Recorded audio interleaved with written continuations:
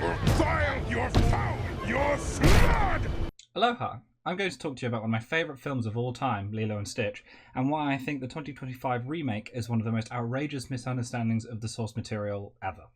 Even from the first trailer, it gave us a glimpse into how all the themes were going to be gutted and antithetical to the original film, but going forward I am going to spoil both of those movies, so this is your heads up. I'm going to quickly break down what I believe are the three main core themes of Lilo and Stitch, and how the new one fails to deliver even a single one of these correctly.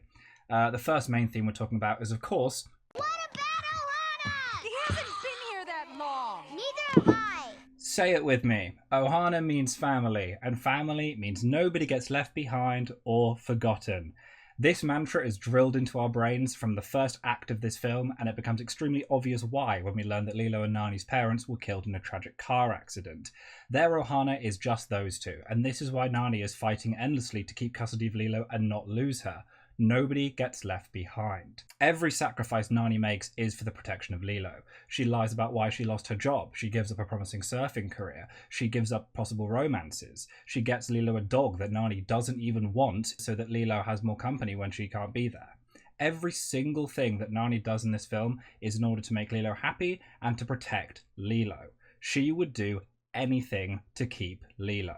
Lilo and Nani have been through a lot, and Lilo's biggest fear is very clearly the part of Ohana that says nobody gets left behind. When Stitch has to leave at the end of the second act, she says to him, "You can leave, but I'll remember you. I remember everyone who leaves."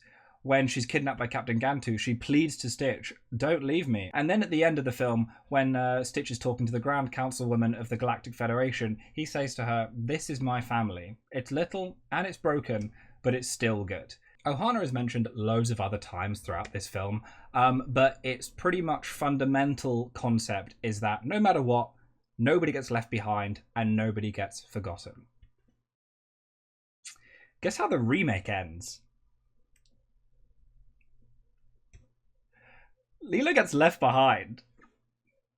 Nani goes to college on the mainland and she leaves Lilo behind. They attempt to soften this blow because Nani has access to portals to go back and forth between Hawaii and the mainland, but this makes me so angry. The one thing we were fighting for pretty much the entire film was the preservation of the Ohana staying together.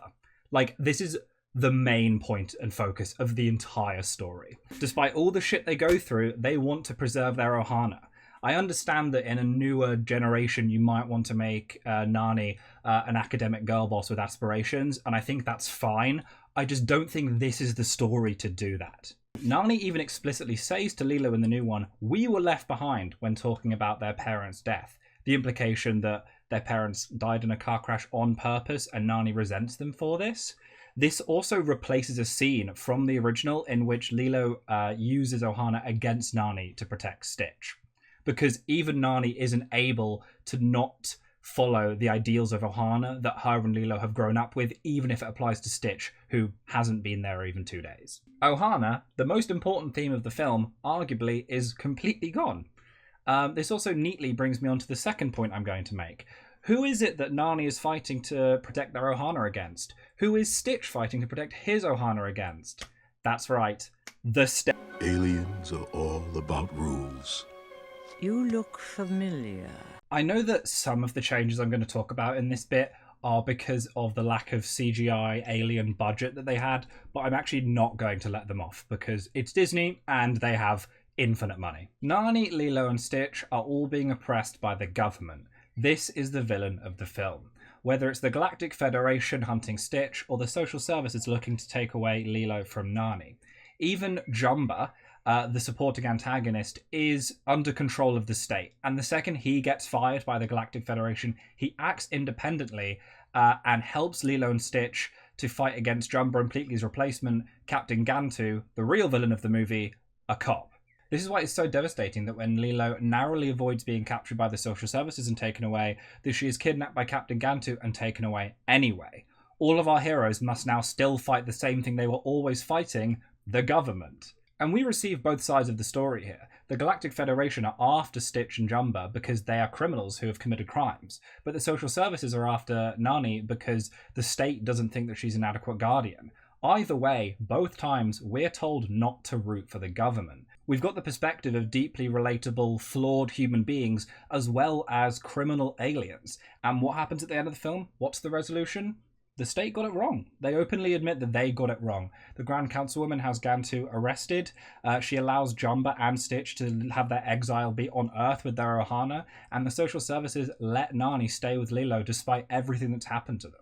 Their social worker, Cobra Bubbles, also even suggests to Lilo to use the aliens' own rules against them, with a legal loophole that she adopted Stitch at the animal shelter.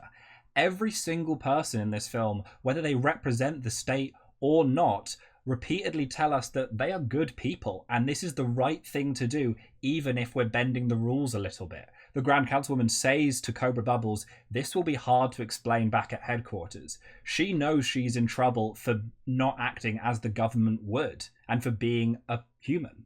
Okay, she's actually an alien, but either way, they're all good people, and the best place for Lilo to be is with her Ohana and with Nani. In the remake, when Nani goes to university, what do you think happens to Lilo? I'm going to tell you, she goes into foster care. Lilo is given to the state by the end of the film, and this tells us that the state was correct. The remake likes to reiterate on a couple of occasions that this story is based in realism, and that being realistic is much more necessary for this film. This is completely wrong, because this is a story about a troubled girl who has a pet alien, and I think that the emotional and sentimental impacts of this film are actually the driving force of this story and not realism. The point is, these characters know best, and they know what is best for them. The state doesn't, despite how much it wants to believe that it does. Also, Captain Gantu, the villain, doesn't exist in the remake. So if Lilo goes into foster care and Captain Gantu doesn't exist, who is the villain of the film? It's Jumba, the submersive mad scientist character with a funny accent who ends up redeeming himself with his love-hate relationship with the creation that he made that is integral to the plot that he redeems himself, doesn't redeem himself. So now he is just a stereotypical evil scientist character who stays bad. So he's reduced completely to just like an evil experimental genetic terrorist. So Lilo goes into foster care, Jumba stays the villain, so what about the state? It means they won on both occasions. The state was correct the entire time. But even if they aren't able to get the most rudimentary subject matters correct, at least they are respectful of the Hawaiian experience, right? Can we not simply destroy the island? No! Crazy head? You may not be able to tell because of my ambiguous complexion and my impeccable dress sense, but I am not a native Hawaiian. And so if at any point I misstep or make a point that is not one that the views of Indigenous Hawaiian people agree with, that's my bad. In the original, Lilo's main characterization within her personality is her interest in photography, and specifically her interest in taking photographs of tourists in her home. Lilo's constant lashing out and weird behavior is due to her mistreatment from the non-native population of Hawaii. She is constantly being treated as a commodity, and so her taking photographs of tourists parodies this in the way that they would always be taking pictures of her and acting like she's a cute little zoo animal or something. She's ostracized at Hula by the white girls who think she's too weird and doesn't fit this stereotype of the perfect little Hawaiian girl that some of the other girls at Hula do. Her escape from this, taking photos of tourists, is completely personified by the fat white sunburnt tourist who keeps dropping his ice cream. In the remake, the tourist who keeps dropping the ice cream is now a native. Casting natives in a film set in Hawaii is a good thing. We should keep doing this. That character needs to be white for the social commentary on tourism in Hawaii to make any sense whatsoever. All of the bite about tourism is completely lost if this guy is turned white and Lilo doesn't take photographs of the tourists. It does make me wonder if any of this commentary was going to stay in, considering Disney does now have a resort in Honolulu, admitting that they are part of the problem. But regardless, his presence is important, and Lilo has other deleted scenes of her misleading and pranking tourists because they don't treat her correctly, and she doesn't like being commodified. Lilo could be a little bit mean, and this is important because it's her fighting back against the people that don't respect her, and this creates her to be an outcast, and it's why she resonates and connects with Stitch so deeply. He's an outcast too. Can Stitch say goodbye? Yes.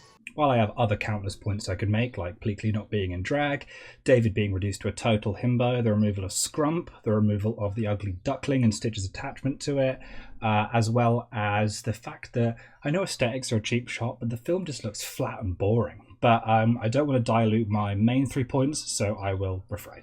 The remake is a real insult to what is probably one of the finest and thematically tightest animated features ever made, and so it really upsets me how they were able to deliver this one.